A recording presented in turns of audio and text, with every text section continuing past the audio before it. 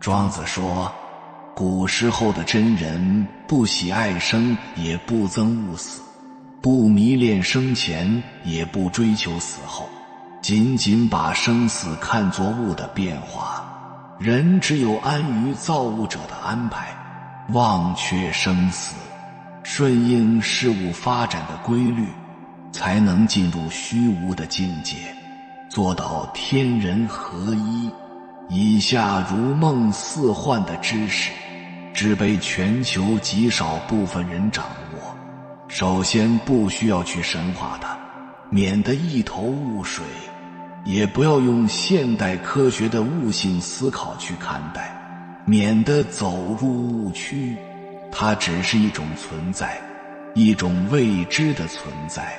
一种久远的超越的知识。用很平时的说法更能让人知晓，希望那些有灵性觉知的人能真正读懂它，并为己所用，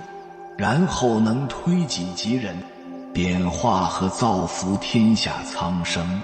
所以请放下手头的事，仔细地聆听灵妖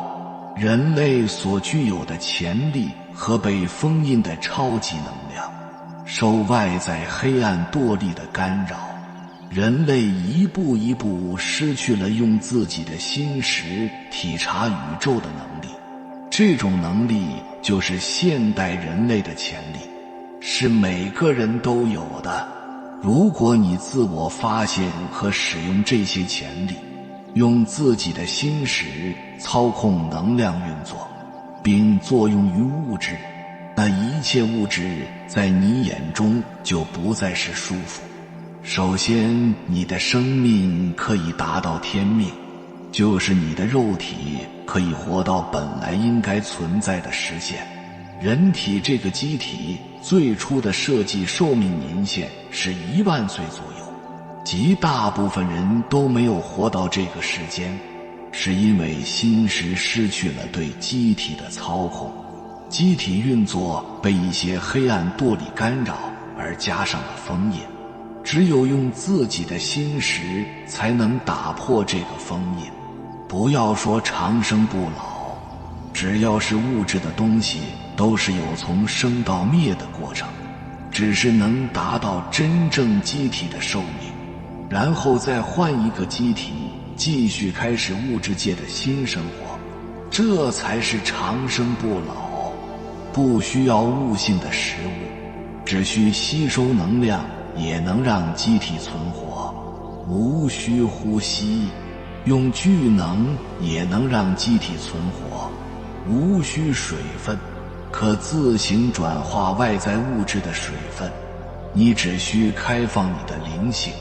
不需要从外来学习知识，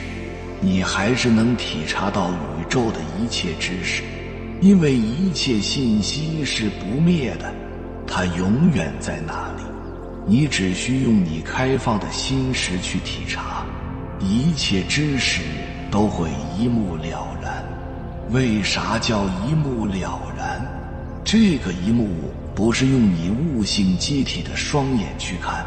而是用你深藏在大脑中的灵性第三只眼去看。有了这些知识，用你的心识去运用，你才能获得真正的在宇宙中的自由。这个自由不能用现代的思维来考虑，它不是为所欲为，它代表的是你自己的自由，但不能去改变你周围的一切，因为心识和能量一样有作用和反作用。大家都知道天书，天书从悟性角度看是真的无字的，因为天书要从心识角度去看，你需要什么，它就显现什么。可惜我们第三只眼被深藏，心识被蒙上了厚厚的尘埃，我们一直用悟性来压制自己的心识，反而认为这些悟性才是真理，所以极大部分人都无缘得到知识，无眼识别天书。大家都知道知识就是力量，但这种力量是如何体现的？它的力量就是学会用心识去操控能量，用能量去改变物质。如果你以为心识能直接操控物质，那就错了。物质是能量的幻象，心识不能直接作用于物质，但你可以操控能量去改变幻象。你一旦学会了操控的知识，就会拥有很多现代流传的超自然能力。比如你可以在物性空间消失，古代称之为隐形，其实只是你将自己物性机体虚化而已。你可以不借用任何交通工具而瞬间到你想到的地方，古代称之为遁术，其实是你先将自己的物性机体虚化变成能量，然后在物质能量海中穿越。你可以自由在空中飞行，不需要任何物性支持，古代称之为乘风术。借助此，你能将自己机体变轻，可以在风中飞行。你不需要挖洞就能在地下行走，古代称之为穿墙术，其实只是虚化身体在物质的能量海中散步。你可以变形为任何物体，古代称之为72变。这个就是用心识改变在物性中的机体，特别能体现物质是幻象的能力。你可以和任何单个灵魂沟通，即心灵感应，因为大家都在一个新的层面，不需要语言的翻译就能沟通。所以你不但可以和动物说话，和植物交流，和大山相应，可以进行心灵感应，甚至可以得到神的指导。只要是灵的个体，你就都可以交流。你还可以在宇宙幻境中游荡，想到哪里都能随心所欲。你还能看见宇宙幻象的变化，以及无限中有限宇宙的能量边缘。你会感觉你好像就是造物。你还能用心识制造一段时间和空间，其实这只是你心识的正常能力。很多人认为这不过是幻想，很对，这就是在物质幻境中，在物性幻境中，每个人的心识潜力和能量，从现代人类被蒙蔽的水平来说都是超强的。所以任何你能想到的能力都能达到，这就是用心识释放自己的超级能量。这就是每个人的灵魂具有的神性。当你具有神性时，不是用这种能力去控制和操控物质。如果你这样想，一念之差就会遁入魔道。这些能力只是灵魂所具有的正常的能力，每个灵魂都有这个能力。你改变自己可以，改变外在的存在就偏离了本来的神性。虽然你有这样的能力，你要脱离物性，就要知道宇宙运行的法则就是道，得到后物之空性，破物质界，然后心灵平静，可得神性。02灵魂群的文明地球操纵封印。灵魂不是单一运动的，而是以灵魂群的方式整体存在的。地球就是一个大的3维度灵魂群，宇宙是一个大的7维度灵魂群。灵魂群在物质和能量世界的机体转化也是以整体的方式运作，于是就存在灵魂群的整体文明。文明主要分3大类型：物质界的电性文明，物质界和能量界的磁性文明，能量界的光性文明。这几个文明的主要显性如下：首先要说灵性对文明指导的作用。灵性的指导能让文明按宇宙的运行规则办事，和宇宙相和谐统一。如无灵性指导，而让文明按自我意识办事，就会导致文明因不合宇宙的运行规则而衰败，只能有短时间的发展，而无长期发展的可能性。所以只要有正确的灵性指导，不管是电性文明还是磁性文明、光性文明，都会长期按进化的方式存在。如按自我意识的欲望指导，则都会走入退化的误区。电性文明以物质的研究为基础，以电的技术作为文明的动力；磁性文明以物质的多态能量研究为基础，以磁的技术作为文明的动力；光性文明以能量研究为基础，以光的技术作为文明的动力。在不同灵魂群发展阶段，需要不同的文明相匹配。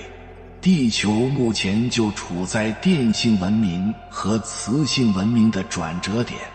有可能向磁性文明和高等级的电性文明转化，从星球文明向星际文明转化。地球的电性文明是一个以自我意识的欲望为指导的，被高维度的另类灵魂机体的文明所暗地操纵的野蛮、危险和落后的文明。当灵魂机体升华到行星控制法，就能控制一个行星，还不需要很多人，只需少部分人就能对一个行星的物质能量场进行控制，甚至可以深入到人的表面意识、潜意识和梦境中，以地球人类不能察觉的方式进行的全面控制。因为他们比地球人类有更高级的科学和能力，他们以 DNA 混血对人类物质机体进行控制，改变地球的能量场，从而对地球行星进行全体控制，即以高灵力对人类意识进行控制。他们的手段是人类从悟性角度看不到的，他们虽然让人感觉是无形的存在，但却是真实的存在。所以地球文明的前途大致有三：第一种是按这种文明发展下去，最终走向自我文明的毁灭；第二种是在高维度黑暗力量控制下，成为控制宇宙物质界和能量界的作战工具；第三种是在高维度光明力量控制下，成为宇宙的进化力量。现在说人类机体的封印，封印就是封住了人类的神性。造物对人类的封印，一是割断了人类机体和灵性的联系，但留下了缺口，就是第三只眼；二是限制了人类机体的寿命，但也留下了缺口，就是 DNA 的能量场；三是限制了人类机体能量来源，使我们靠物质生存，也留下了缺口，就是意识的能力。因为这样，我们人类才会被高维度的黑暗力量所控制。高维度黑暗力加强了封印，加大了对缺口的封堵，对人类和地球能量场进行了改变。首先是压制第三只眼的能力，封锁 DNA 的能量，用物质来降低意识的能力，这样人类就在其控制中，而不知灵性的指导和能力。03宇宙真正的法则，这样无限的灵魂是在怎样的一个庞大的范围内活动？每个宇宙都相互联系一起，宇宙中有多种维度存在，每个维度有很多层面的能量性和物质性存在，并相互交织一起。每个层面有很多时空，时空不一定以线性存在，有弯曲、圆线、折线性等能量和物质变化而存在，这些全部重叠交叉在一起，构成了无比复杂庞大，超出任何想象和任何知觉的一个无限存在，无限的灵魂的心识运动，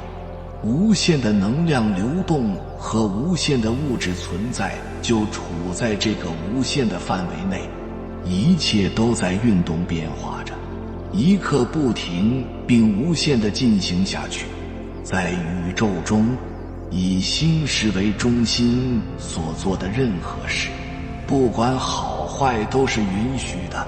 但受无形宇宙运行法则影响，自己做的事要自己去负责，因为一切都是公平的、平等的、统一的。下面讲讲宇宙的一些法则。3.1 宇宙空无法则。空无性、无限性，一切的存在都是有意义的，也是无意义的。从无限来看是无意义的，从短时间来看是有意义的。只有空无才存在于万物之中，空间极大为无，极小也为无，时间的极大为无，极小也为无。3.2 宇宙神圣一体法则、一真性，都是来自于无的源头，生生不息的变化，无所不在，万物共存，一切都是统一在一起的。3.3 宇宙二法阴阳性法则、二法性、正负、阴阳、男女、雌雄、内外，两者同时依存，同时重要。3.4 宇宙不停变化丰富的法则、多元性，一切都在向各方面不停地演化、转化、变化、循环，没有停止和结束，这就是幻象的无限变化。3.5 宇宙因果法则、相互作用性，一切有来源，也有去处，有缘有因，相互作用的任何一方都联系在一起，作用和反作用，因缘因果无限交叉。3.6 宇宙公平法则、公平性，对待一切都是公平的，从而支持无限的存在。3.7 宇宙同时永久存在性法则、存在性，一切的存在都是在一起的，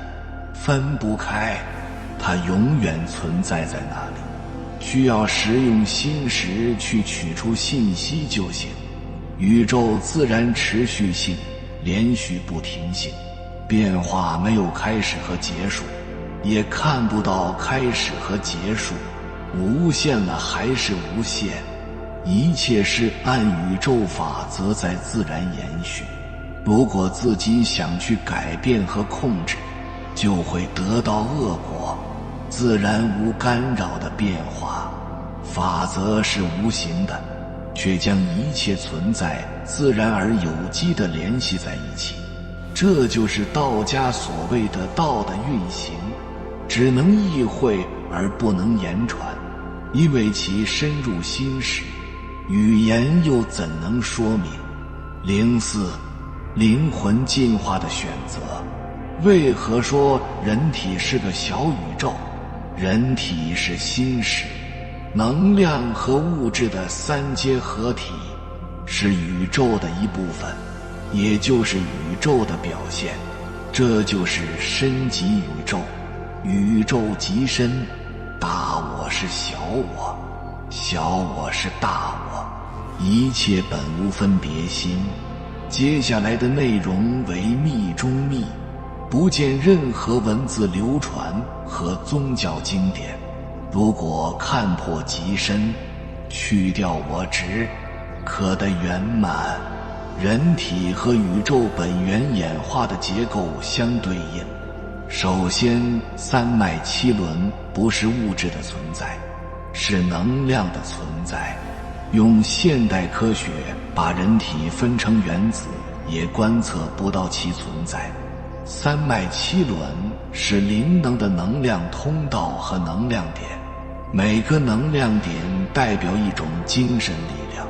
每个能量点都能唤醒人体一部分神性的能力，就是常说的特异功能，五眼六通。现在很多人都去追求这个功能，但其只是能量的反应，越追求越不能圆满。重要的是要了解心识的人体九重天，所以身体就是物质，三脉七轮是能量，但大多都漏掉了人体中心识的表达，因为是密中密，多见隐传不见明传。就算将密中密说出来，大多数人也不会理解，但有灵性感觉的人应该一点就通。首先不要用唯物的观点来说，也不用宗教神话的，但会用到一些已存在的宗教中名词。人体心识不分九重天，在整个人体中上通神界，下沉地狱，中化人身，人之将死，灵魂轮出，得到的果位之身。学会将心识从虚幻的人体摄入到心，就能破碎虚空，最接近绝对宇宙的本源。追求物欲、色、权力之人，能量多在脐轮以下，不小心下次就不得人身。追求特异功能，五眼六通，能量多在顶轮下，得神性而不得道性，将一切化空，去掉我执，融入整体，才可得圆满的灵魂，才可得心识无碍。如何学会让灵魂进化到高维度？每个灵魂有自己的选择。领悟，让地球上的灵魂重获自由，恢复神性。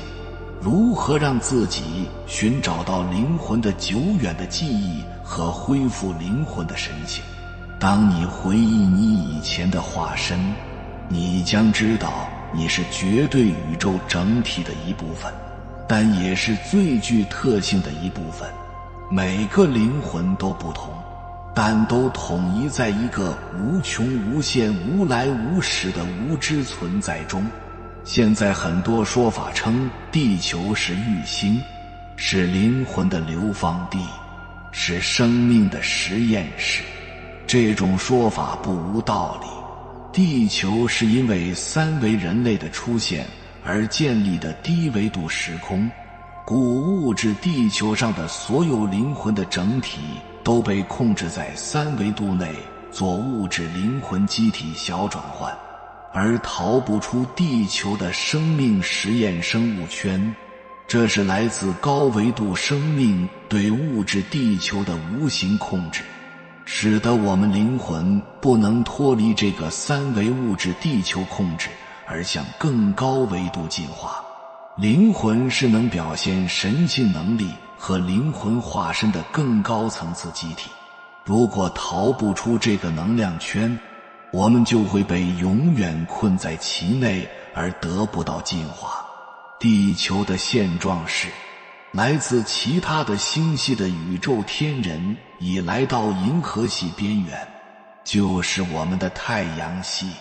他们将同化整个银河系。银河系星系外力量和银河系内力量在能量和物质界对立，这种同化力量将从银河系边缘向银河系中心前进，将银河系边缘的太阳系作为入口，地球将迎来一种新的文明到来。其实，